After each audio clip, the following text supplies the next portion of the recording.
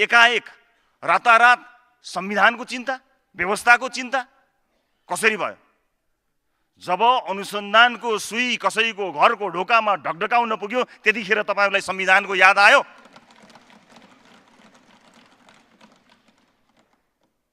संविधानमा धेरै प्रश्नहरू छन्। संविधानलाई सुधार गर्नुपर्ने धेरै कुराहरू छन्। हो, संविधान चलाउनै नहुने दस्तावेज होइन।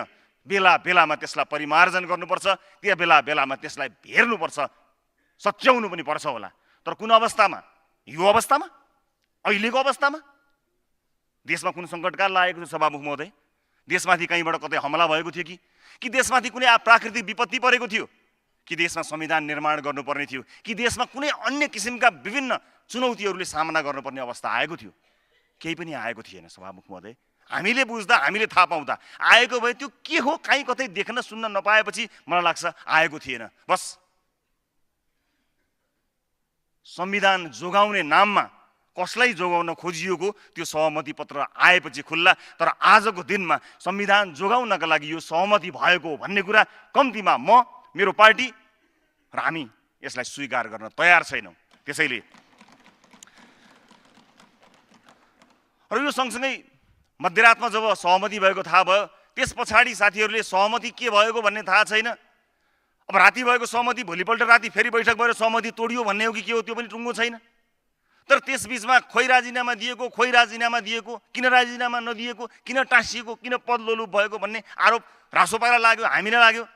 सम्माननीय सभामुख महोदय, देशमा बाढी पहिरो गइरहेको छ, जनता आपद विपदमा परेका छन्। बिहान उठ्दा मध्यरातमा दुई ठुला दलहरूले सहमति गरेको खबर आउँछ। के सहमति गर्यो देशलाई जनतालाई थाहा छैन। हिजोसम्म सबै ठिकै थियो भन्ने बुझिएको थियो। देशमा कुनै आपद अप्ठ्यारो त्यस्तो परिस्थिति परेको कहीँ कतै देख्दा पनि देखिँदैन। तर त्यस्तो अवस्थामा, मुलुकको जिम्मेवारी लिनुपर्ने अवस्थामा बसेको बेलामा, सहमतिका बारेमा कुनै जानकारी प्राप्त नभएको अवस्थामा, अन्योलका बीचमा के हामीले राजनीतिक इमान छोड्दै अब हो सहमति बिग्रिएछ, दुईटा ठुला दलले सहमति गरे, अब तिनको सरकार बन्छ, के कतै कहीँ मन्त्री पो पाइन्छ कि कुनै ठाउँ पाइन्छ कि भनेर भागेर दौडेर जाने हो कि यहीँ बसेर जनता बचाउने काम गर्ने हो?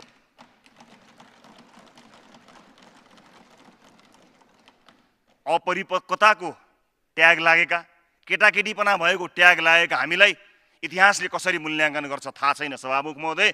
तर यो परिस्थितिमा, देशमा विपद परेका बेला, देशमा प्राकृतिक विपत्ति परेका बेला कुनै जानकारी बगैर मध्यरातमा भएको सहमतिमा हतार गरेर राजीनामा दिएर जिम्मेवारीबाट भाग्नुभन्दा पनि अन्तिम समयसम्म आफूले राजनीतिक रूपमा गरेको प्रतिबद्धताको पक्षमा डटेर उभिने निर्णय रासोपाले गर्यो। त्यही निर्णय स्वरूप आज हामी उपस्थित भएका छौँ। यसभन्दा अगाडि बोल्नुहुने ठुला दलका ठुला नेताहरूको भाषण मैले बारम्बार यो रस्टमबाट सुनेको छु, बाहिर पनि सुनेको छु। क्षमा गर्नुहोला, तपाईहरू जस्तो सम्मानित नेताहरू, यति सठिक ढङ्गले आफ्ना कुराहरू, आफ्ना तर्कहरू राख्न सक्ने नेताहरूले, कतिपय नेताहरूले त आज समय पनि उहाँहरूलाई बढी भयो, दिएको समय पनि पहेँलो बत्ती बल्दा पनि कुरा नसकिने नेताहरूको पहेँलो बत्ती बल्नुभन्दा अगाडि नै कुरा सकियो। त्यो कुरा सकिएको होइन, त्यो वास्तवमा आत्मविश्वास सकिएको हो।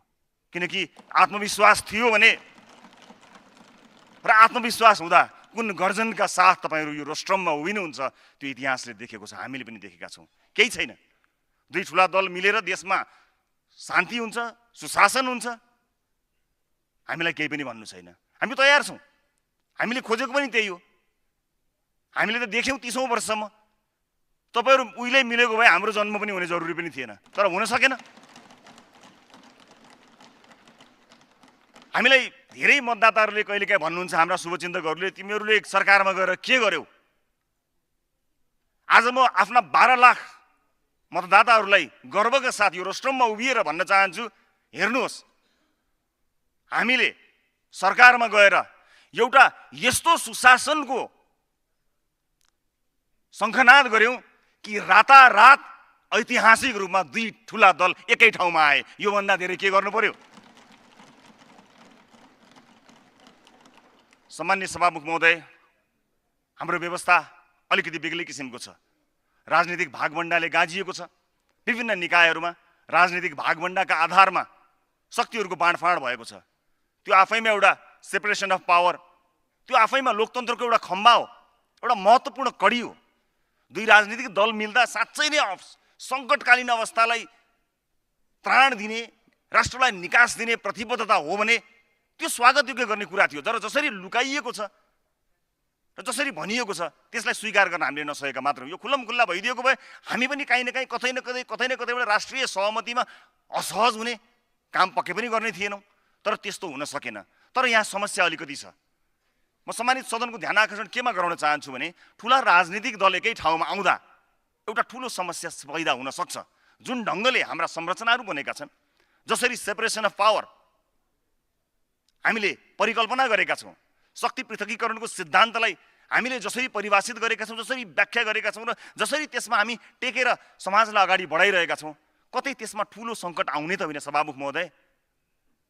त्यस्तो नआओस् भन्ने रासोपाको चिन्ता छ। आज विभिन्न निकायहरूमा हामीले भागबण्डा गरेर राजनीतिक पहुँचका आधारमा, पोलिटिकल स्ट्रेन्थका आधारमा निकायहरूमा भागबण्डा गरेका छौँ। भोलि कुनै मुद्दामा देशका ठुला दरहरू मिलिरहँदा त्यसले लोकतन्त्रलाई काहीँ न काहीँ कतै न कतै असर गर्ने त होइन। हाम्रो चिन्ता त्यति मात्र हो। बाँकी रह्यो प्रतिपक्षको कुरा। रासोपा कस्तो प्रतिपक्ष हो भन्ने कुरा गत वर्ष हामीले देखाइसकेका छौँ। हामीलाई सरकारमा भन्दा प्रतिपक्षमा बस्न रमाइलो छ, हाम्रो प्रभावकारिता बढ्छ, जनताले चाहेका पनि यही हुन्।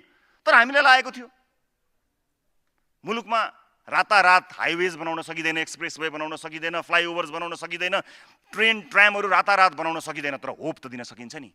देश जहाँ सम्भावना छैन भनेर मानिसहरू घर छोडेर हिँडेका छन्, प्रत्येक घरका कोही न कोही मानिस विदेश गएका छन्, त्यहाँ आशा दिन सकिन्छ। हामीलाई मानिस